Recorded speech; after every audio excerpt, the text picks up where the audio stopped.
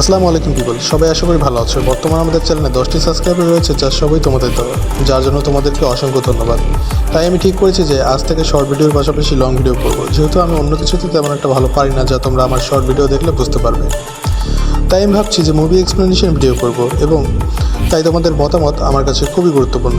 আশা করি তোমরা তোমাদের মতামত খুব শীঘ্রই সময় পেলে জানিয়ে দিবে।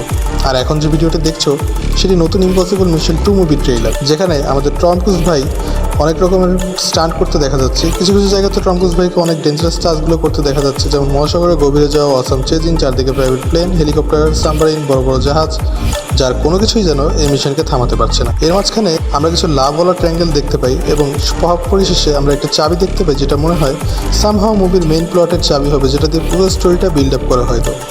Maybe I am not sure, but something in that কে, এটুকু বোঝা যাচ্ছে।